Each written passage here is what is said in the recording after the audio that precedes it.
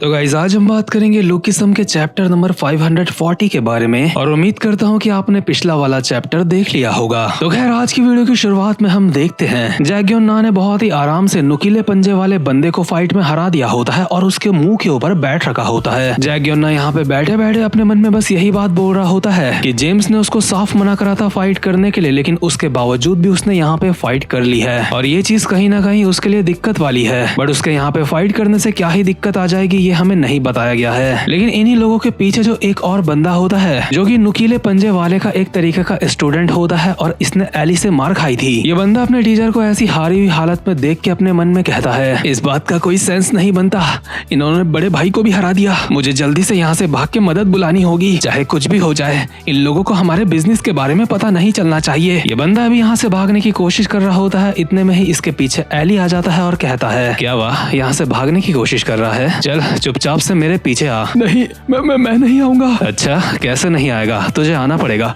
हाँ ठीक है मैं आऊंगा, लेकिन तुम मुझे लेके कहाँ जा रहे हो? एली इसको घसीटता हुआ लेके जाता है उन बॉक्सेस की तरफ जिसके अंदर इन लोगों का राज छुपा है। और डैनियल को जो इन्फॉर्मेशन मिली थी बोंगपेल से, उसके मुताबिक इन बॉक्सेस के अंदर छोटी छोटी लकड़ियों को किडनैप कर रखा है। इसलिए एली उन लकड़ियों को आजाद करवाने के लिए इस बंदे को कहता है, चल चुपचाप से इस बॉक्स को खोल। लेकिन ये बंदा फटी हुई हालत में बहुत ही डेस्परेटली कहता है, नहीं मैं इसे नहीं खोल सकता, तुम चाहे तो मुझसे पैसे ले लो या फिर कुछ और ले लो, लेकिन मैं तुम्हारे लिए इन बॉक्स को नहीं खोलूंगा, चाहे मेरी जान ही क्यों न चली जाए, मैं ऐसा नहीं कर सकता। एली कहता है, ठीक है फिर, लगता है तू मरने के लिए तैयार है ना? ये बंदे की फट के हालत खराब हो चुकी होती है, इसलिए मजबूरी में ये बॉक्स खोल देता है। बॉक्स खोलने से पहले ही एली बेचारे का मन हल्का सा भर आता है ये सोच के कि इसके अंदर छोटी छोटी लकड़ियां होंगी। इसलिए एली के अंदर की ममता जाग जाती है और वो कहता है, बेचारे छोटे बच्चे, तुम्हें यहाँ पे बहुत दिक्कत हुई होगी है ना, चलो बाहर आ जाओ। इतने में ही एली ये देख के हैरान हो जाता है कि इन बॉक्सेस के अंदर कोई भी छोटी लकड़ी नहीं है, बल्कि इस बॉक्स के अंदर कुछ लड़कियों की बहुत सारी फोटोग्राफ्स हैं। एली एक फोटो को अपने हाथ पे लेता है और कहता है, क्या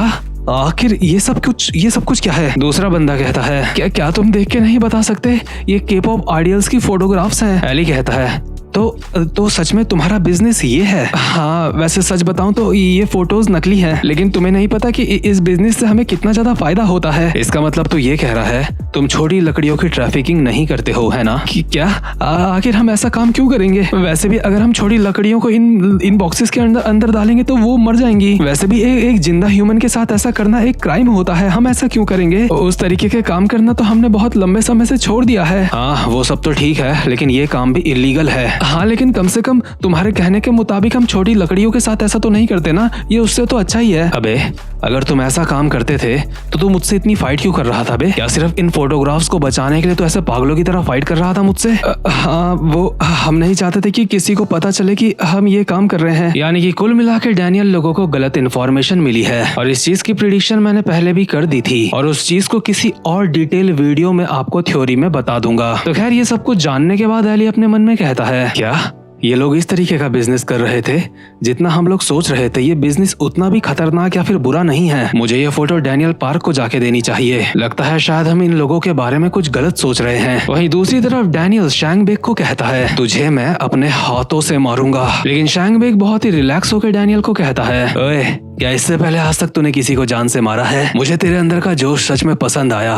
तेरे मैंने पेट में चाकू मारा था, उसके बावजूद भी तू हल्का सा भी घबराया हुआ नहीं लगता। आखिर जेम्स ली ने इस तरीके के कुत्ते को पाला कैसे, मुझे समझ नहीं आ रहा है। डैनियल कहता है, मैं जेम्स ली का कोई कुत्ता नहीं हूँ, समझा? अच्छा ऐसी बात है, और उसके बावजूद भी तू मुझसे फाइट करेगा? अगर तू मुझसे फाइट करना ही चाहता है तो तुझे बता दूं, मुझे एलाइट से फाइट करने की जरूरत नहीं है। तुम लोगों का टारगेट बॉस जिनरैंग है, मैंने सही कहा ना? लेकिन माफ करना, तुम लोग अपना टारगेट पूरा नहीं कर पाओगे। अभी यहाँ पे जितने भी बंदे तुझे मारने के लिए ये आ रखे हैं तेरे अगल बगल जो हैं, ये सारे के सारे फर्स्ट जनरेशन के एक्टिव बंदे हैं। ये लोग उन लोगों से काफी अलग हैं इससे पहले तूने जिनको फेस करा होगा। डैनियल के अगल बगल जितने भी फर्स्ट जनरेशन के बंदे अभी आ चुके होते हैं, शैंगबेक उनको कहता है, ओए तुम लोग खड़े खड़े क्या देख रहे हो, मारो साले को। डैनियल कहता है, सारे के सारे लोग वहीं रुक जाओ। लेकिन ये लोग डैनियल के ऊपर झपट पड़ते हैं और शैंगबेक डैनियल को कहता है, चिंता मत कर, तेरे साथ क्या करना है उस बारे में मैंने अब तक कोई प्लान नहीं बनाया है। डैनियल कहता है, ठीक है तो इन सबको मैं जल्दी ही खत्म कर दूंगा। डैनियल ने अभी इन सारे फर्स्ट जनरेशन के बंदों की मार मार के हालत खराब कर दी होती है। फर्स्ट जनरेशन के बंदों का इतना गंदा कुत्ता बनाया जा रहा होता है, इसलिए शैंगबेक अपने मन में कहता है, ये काफी कमाल का है, ये कोई नॉर्मल बच्चा नहीं लगता। सेकंड जनरेशन के हिसाब से इसने अपनी लिमिट क्रॉस कर ली है, इसकी स्किल्स के अकॉर्डिंग ये ये किसी रीजन का अभी किंग भी बन सकता है। आखिर ये है कौन और आया कहाँ से? लेकिन ये जो भी हो, इस बात से फर्क नहीं पड़ता, क्योंकि इस वक्त इसका सामना फर्स्ट जनरेशन के बंदों से है। काफी सारे बंदों को डैनियल ने मार के जमीन में गिरा दिया होता है और काफी सारे उछल के दोबारा से उसके पीछे से आ चुके होते हैं उसके ऊपर हमला करने के लिए। लेकिन इतने में ही यहाँ पे विंजिन और वास्को भी पहुंच चुके होते हैं और डैनियल के पीछे से जो बंदे उड़ के आ रहे होते हैं उसको मारने के लिए ये दोनों उन सबको उड़ा उड़ा के मारते हैं। हालांकि अब तक यहाँ पे डैनियल को कोई हाथ तक नहीं लगा पाया, लेकिन विंजिन डैनियल को कहता है, डैनियल पार्क, तुझे तो अपने ऊपर बहुत यकीन था ना, लेकिन तू यहाँ पे अकेले में मार खा रहा है। वास्को कहता है, डैनियल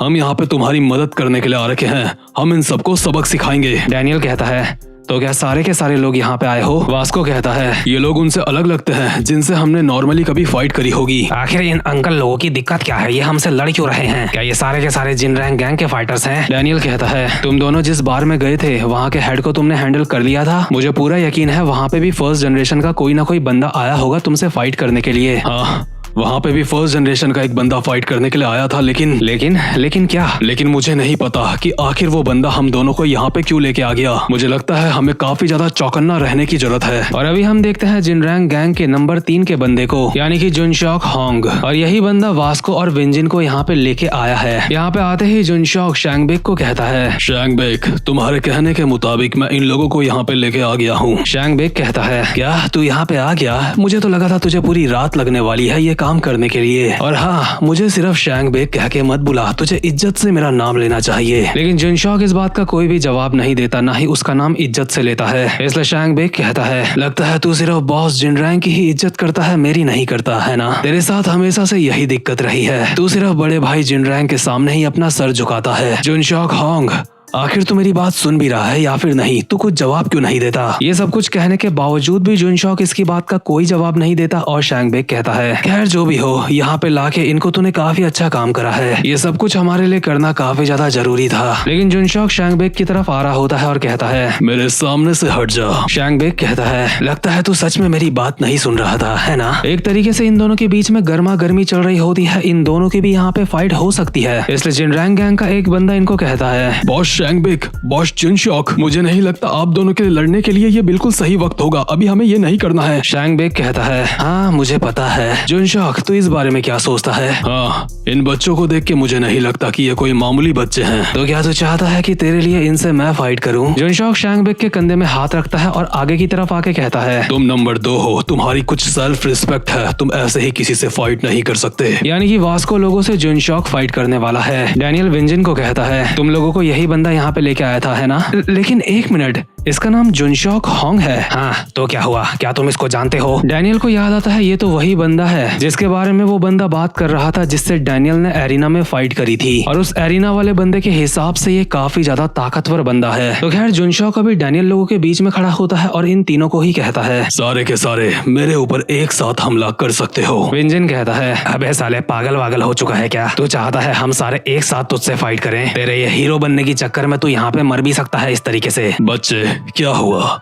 क्या तू हारने से डरता है इसलिए मेरी बात नहीं मानता? इतने में ही वास्को उछल के आता है और एक घुटना मारता है जुनशॉक के मुंह पे और कहता है, ठीक है, मैं इससे फाइट करूंगा, विंजिन ने पहले फाइट कर ली थी, इसलिए ये वाली फाइट मेरी है। लेकिन विंजिन भी जुनशॉक के मुंह पे एक मुक्का मारता है और कहता है, मैंने कब फाइट करी बे?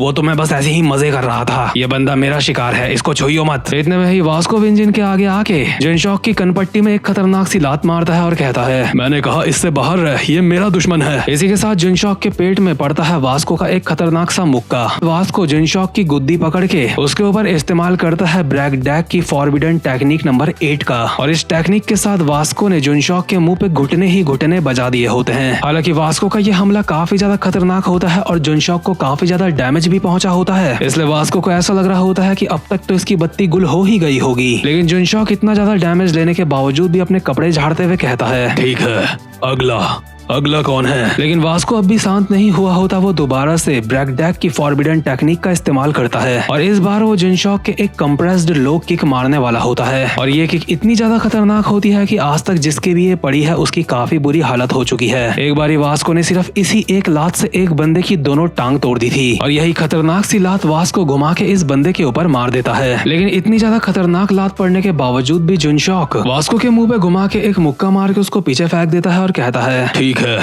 अगला। वास्को को यकीन नहीं आ रहा होता है कि आखिर जुनशॉक ने इसके हमले को झेल कैसे लिया, लेकिन इतने में ही विंजिन जुनशॉक को पीछे से उसकी हड्डियों समेत पकड़ लेता है और कहता है, हरामखोर वास्को, इसलिए मैंने कहा था तेरे बस की कुछ नहीं है। अगर तू ऐसे किसी इंसान को हराना चाहता है तो उसे तुझे एक ही हमले में हराना होगा। किसी को अगर मारना है तो ढंग से मारा कर, इस तरीके से। विंजिन ने उठा के जुनशॉक को जमीन में पटक दिया होता है, लेकिन उसके बावजूद भी जुनशॉक को कुछ नहीं होता और वो घुमा के साइड एंगल से एक मुक्का मारता है विंजिन के पैर पे, जो कि विंजिन के काफी जबरदस्त पड़ा होता है और उसकी चीखें निकल गई होती हैं। ये सब कुछ देखते हुए शैंग बेक कहता है, जुनशॉक होंग ऐसा ही है, चाहे कुछ भी हो जाए ये गिरता नहीं है, चाहे अटैक कितना भी ज्यादा पावरफुल हो किसी का। जुनशॉक होंग की यही खासियत है। हालांकि वास्को और विंजिन के हमलों से जुनशॉक को डैमेज तो काफी ज्यादा पहुंचा होता है, लेकिन उसके बावजूद भी वो गिरने का नाम नहीं ले रहा होता और अपने नाक से निकलता हुआ खून बाहर फेंक के दोबारा से वास्को और विंजिन को फेंक के मारने के लिए तैयार होता है। दरअसल इस बंदे की फाइट पास्ट में जेम्स ली के साथ भी हुई थी और उस वक्त जेम्स ली ने भी इसका मार मार के बहुत गंदा कुत्ता बनाया था, लेकिन ये कुत्ता एक ऐसा कुत्ता है जो कभी गिरता नहीं है। हम देखते हैं जेम्स ली वाले टाइम में भी इसके शरीर से काफी ज्यादा खून निकल रहा होता है और ये फिर भी अपनी जगह पे खड़ा होता है और वो भी अपने दोनों हाथ जेब में डाल के फुल स्वैग में। इस बंदे का ऐसा स्वैग देख के जेम्स एक स्माइल के साथ कहता है, काफी समय बाद मैं ऐसा इंसान देख रहा हूँ जिसकी मेंटल पावर इतनी खतरनाक है। मेरा मतलब तेरी बॉडी तेरी लिमिट्स तक पहुंच चुकी है। आज के लिए मैं यहाँ से जा रहा हूँ तुझे ऐसे ही छोड़ के। वैसे भी अभी तू मेरा कुछ नहीं बिगाड़ सकता। वैसे तुझे देख के मैं काफी हैरान हूँ, मैंने इस बारे में बस सुना ही था, लेकिन मैंने सोचा नहीं था कि ऐसा पागलपन कोई सच में करता होगा। तेरी मेंटल स्ट्रेंथ सच में काफी काबिलिया तारीफ है, लेकिन उससे भी ज्यादा जो बात मुझे हैरान करती है वो ये है कि तेरी फिजिकल स्ट्रेंथ भी काफी ज्यादा खतरनाक है। इसके बाद हम वापस से प्रेजेंट मोमेंट में आते हैं, जहाँ पे शैंग बेक कहता है, जुनशॉक की सिर्फ एक स्ट्राइक किसी का काम 25 करने के लिए काफी है। और प्रेजेंट मोमेंट में हम देखते हैं वास्को के पेट में एक खतरनाक सा मुक्का पड़ता है और विंजिन के पेट में एक खतरनाक सा घुटना,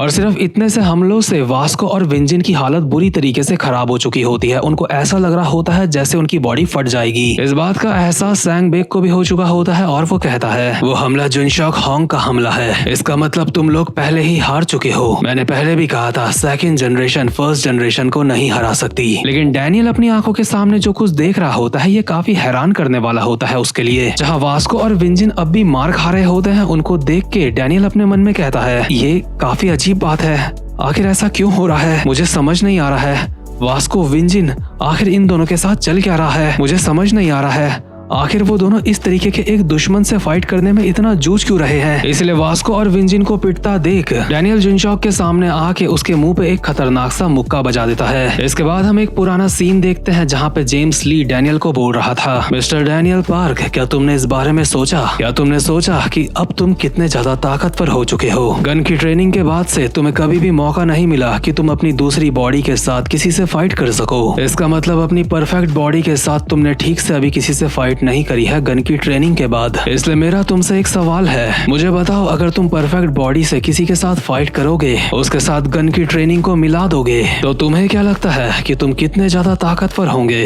तुम सही समझे, आगे चल के गन की जगह को तुम ही भरने वाले हो। तुम्हारे पास वो हर चीज है जो एक लेजेंड बनने के लिए किसी को चाहिए। और प्रेजेंट मोमेंट में डैनियल ने जुनशॉक के जो मुक्का मारा होता है, जुनशॉक उससे उड़ता हुआ दूर जाके जमीन में गिरता है और उस एक मुक्के से जमीन में जुनशॉक का खून लीक होने लगता है, जिस वजह से सारे के सारे लोग ये चीज देख के हैरान हो जाते हैं कि सिर्फ एक मुक्के से जुनशॉक की हालत खराब हो चुकी है। और पता नहीं आप में से कितने लोगों को याद है, कितनों को नहीं, कि मैंने ये बात भी आपको पहले ही बता दी थी कि डैनियल की परफेक्ट बॉडी अब काफी ज्यादा खतरनाक हो चुकी होगी गन की ट्रेनिंग के बाद। मतलब कि उसकी लिटिल बॉडी से काफी ज्यादा खतरनाक। लेकिन अगर आप चाहते हो कि मैं इन सारी चीजों के बारे में अलग से वीडियो में बात करूं, जैसे कि डैनियल की स्ट्रेंथ के बारे में, जेम्स ली के प्लान के बारे में, अगर आप चाहते हो मैं इस चीज के ऊपर वीडियो बनाऊं तो इस वाली वीडियो को ज्यादा से ज्यादा लाइक जरूर करना। और आप चाहो तो मुझे इंस्टाग्राम में भी फॉलो कर सकते हो। मेरी इंस्टाग्राम में 2 आईडिया है और दोनों ही आईडी के लिंक आपको डिस्क्रिप्शन में मिल जाएंगे। और ये जो स्काई ऑफ लाइट वाली आईडी है, यहाँ पे आप चाहो तो लुकिज्म से रिलेटेड मुझसे कुछ बातें भी कर सकते हो और चाहो तो किसी भी मानवा से रिलेटेड मेरी पोस्ट पे कमेंट भी कर सकते हो। लेकिन जो दूसरी वाली आईडी है, वहाँ पे मैं बस अपनी पर्सनल लाइफ की वीडियोस या फिर रील्स डालता हूँ। तो खैर गाइस, अब मैं मिलता हूँ आपसे अपनी नेक्स्ट वीडियो में। तब तक के लिए गुड बाय।